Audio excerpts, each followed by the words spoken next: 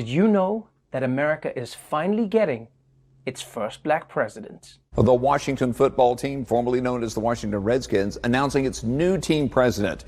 He will be the league's first black president.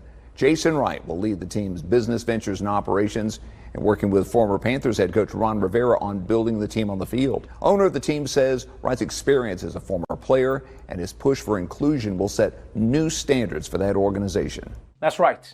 Washington has hired the first black president in NFL history, which is fantastic. But if they follow the same pattern as America, the team's next president is going to kick all the Mexicans off the team and inject all the players with hydroxychloroquine. I will say though, it really sucks to be a black person in America right now, because even if you do get offered a job, the first thing you have to think is, man, how bad did these white people f up for them to need to hire me? And best of luck to Jason Wright. And I mean best of luck.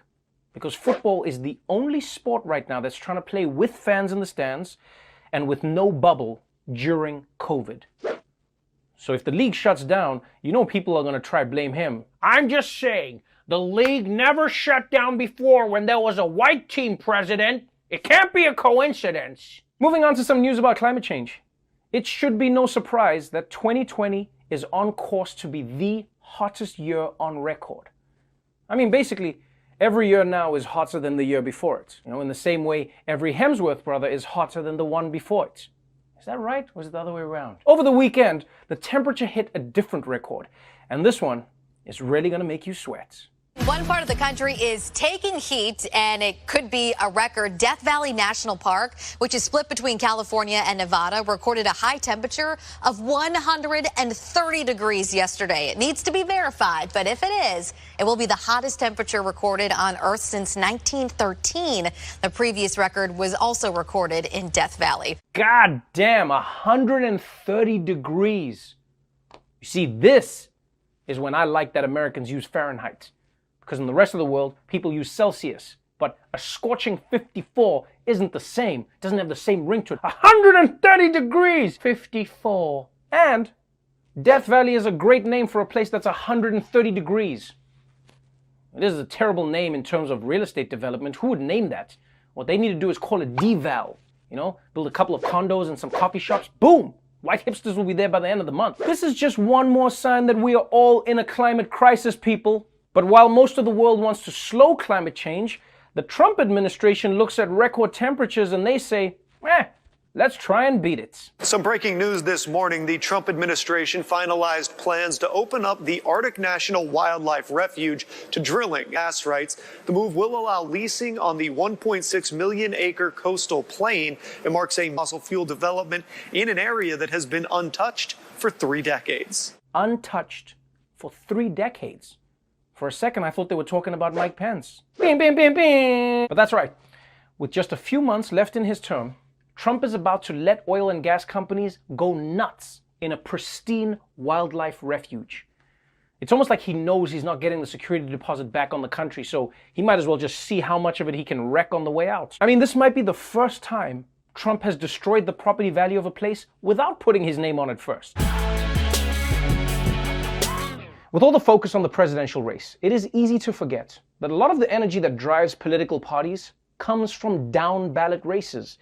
And by that measure, a brand new nominee for a congressional race in Florida tells you a lot about the direction of the GOP.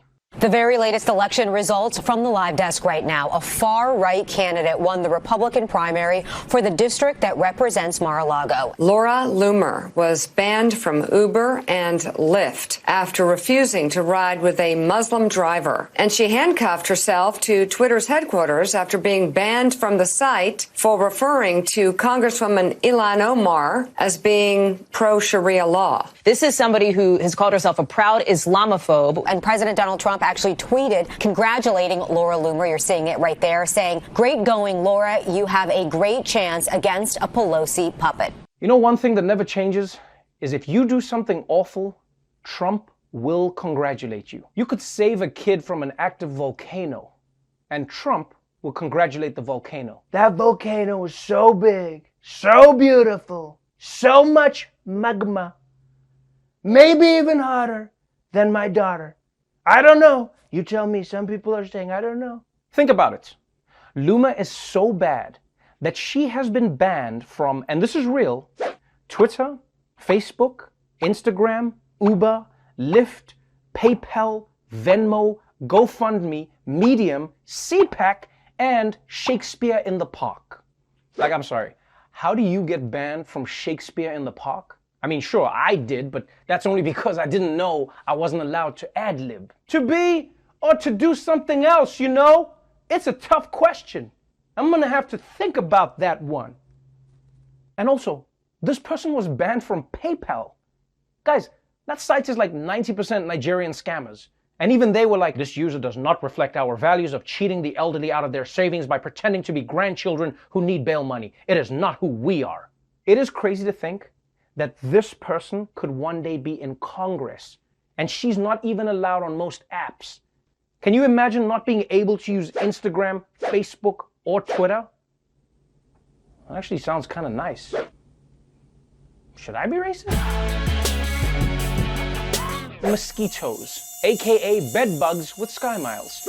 For decades, people have been trying to eradicate the disease-carrying insects, and now Florida thinks it's found the thing that can take mosquitoes down once and for all. 750 million genetically engineered mosquitoes have been approved for release in the Florida Keys. The experiment is designed to test if a genetically modified mosquito is a viable alternative to spraying insecticides to control the species of mosquito that carries several deadly diseases like Zika, dengue, chikungunya, and yellow fever. The mosquito has been altered to produce female offspring that die well before hatching and spread diseases. Yes, scientists in Florida are releasing 750 million genetically engineered mosquitoes designed to gradually kill off all mosquitoes. And in any other year, I would be excited by this news, but in 2020, why would you take the chance? They're gonna let those mosquitoes loose, and then in a couple weeks, the scientists are gonna come out like, so there's good news and bad news. And I also don't think they should be doing this experiment in Florida, just by the way. Because if something goes wrong and people start acting crazy, how would we know? Huh? The mosquitoes bit that guy and now he's trying to have sex with an alligator. What? Oh, he was doing that last week? Oh, okay. And don't get me wrong, I'm not saying we shouldn't try to get rid of mosquitoes, because I hate them, right? I hate mosquitoes. I hate getting bitten by them. I hate getting irritated by them. But the one thing I will miss is when they fly next to your ear at night, because I always felt like I was getting a private Al Green concert.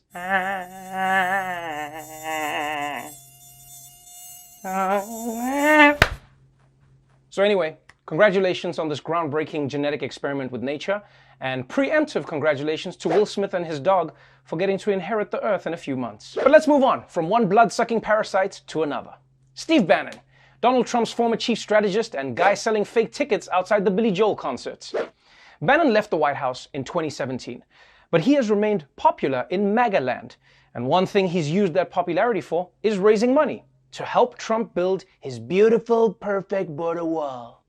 Well, at least that's what he said the money was for, but it turns out, maybe not. Breaking news this hour. The former chief strategist to the president has been arrested.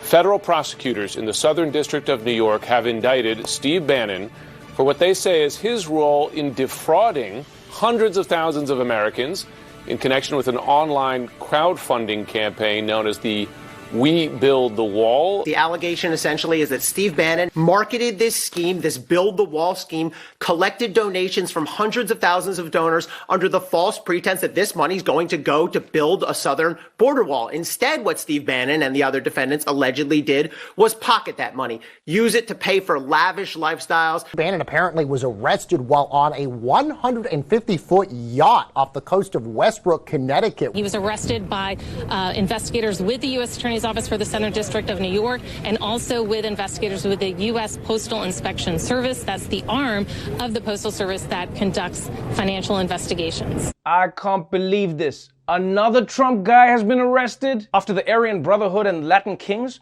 the largest prison gang in America might be the former Trump campaign officials. And everything about this story is insane.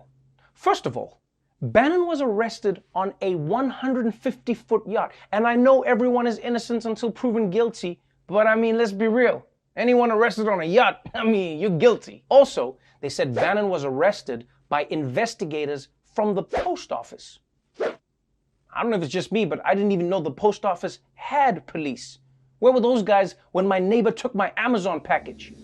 I can hear you using the vacuum! That's my vacuum! But the best part of this story is why Bannon was arrested, right? He's accused of stealing money from people who thought they were donating to build Donald Trump's wall.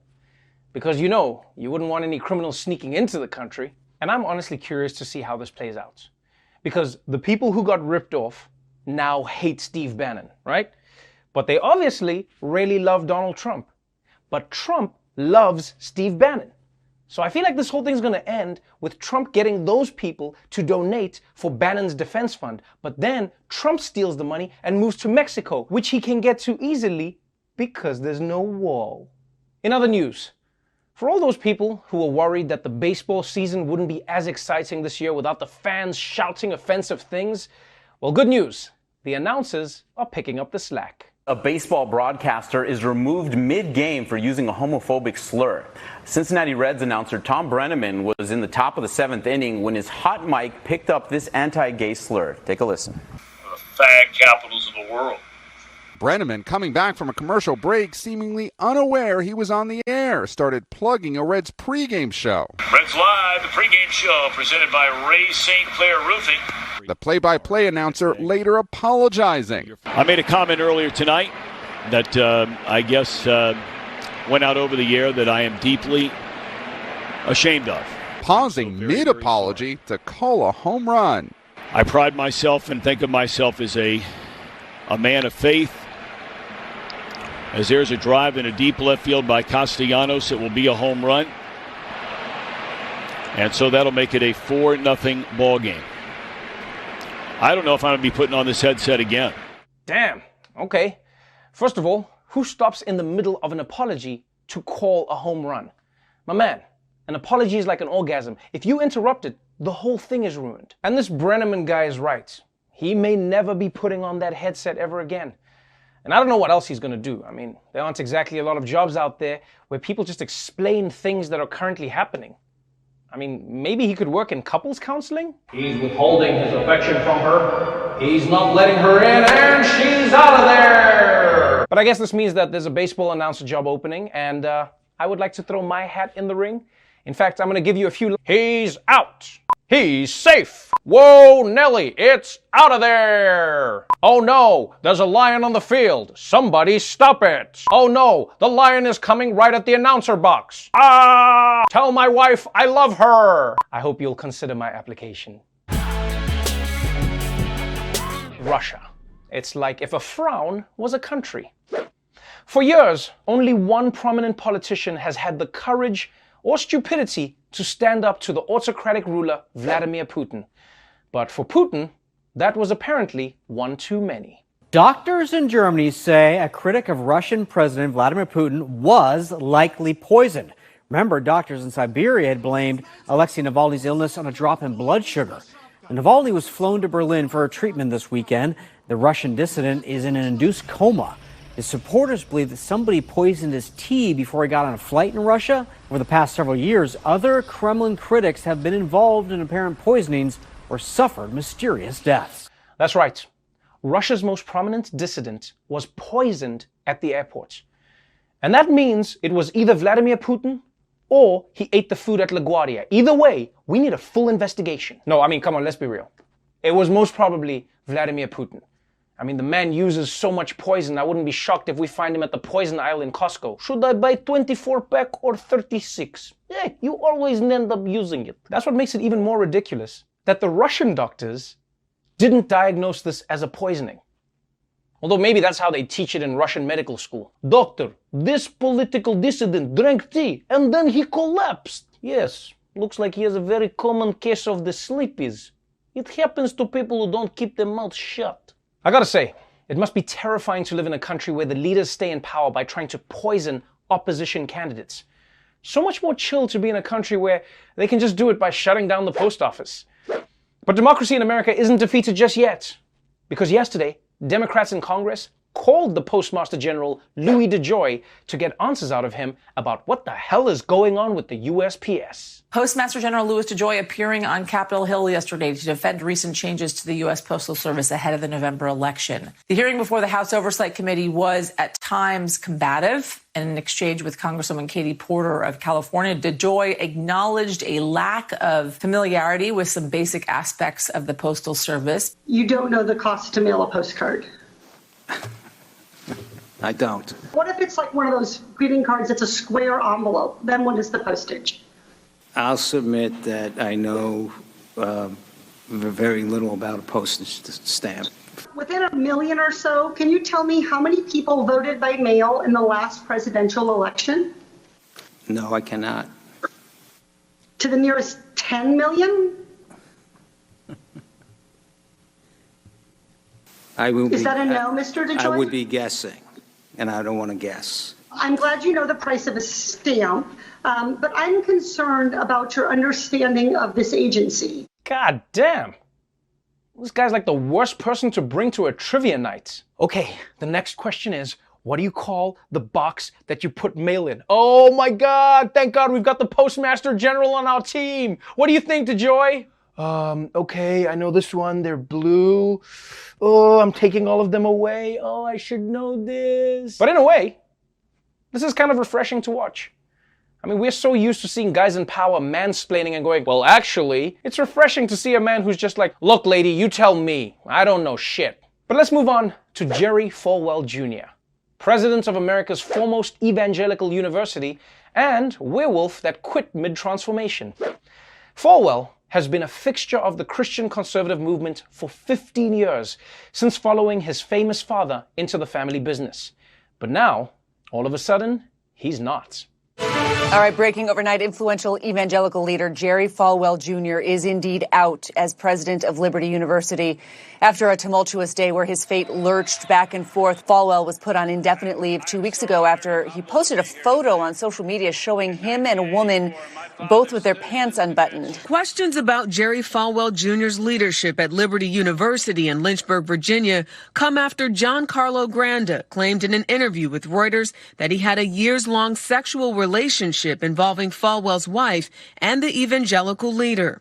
Granda said he was 20 when he met the Falwells while working as a pool attendant at a Miami Beach hotel in March of 2012. Granda said their relationship continued until 2018 and involved him having sex with Becky Falwell while Jerry Falwell looked on. Okay, look, let's start off with this. What consensual adults do in their sex life is up to them, and I don't judge anybody for anything. You do whatever tickles your exposed fly. But Falwell has made it his business to judge what everyone else is doing with their sex lives. He speaks out against gay relationships. And until just 5 years ago, students at his university weren't allowed to do anything beyond holding hands or even watch R-rated movies. Meanwhile, he's apparently letting this pool boy check his wife's chlorination levels. Honestly, sometimes I think guys like this are reading a different Bible to the rest of us. Because the Bible I read says to love thy neighbor and judge not, lest you be judged first. But this guy's Bible is like, these gays are gross, but here's something you can do that's super hot. And look, I've said it before. Nothing is more dangerous to a relationship than a sexy pool boy. That is why I only use one of those pool cleaning robots. I mean, don't get me wrong, I still try to smash the thing, but it's not interested.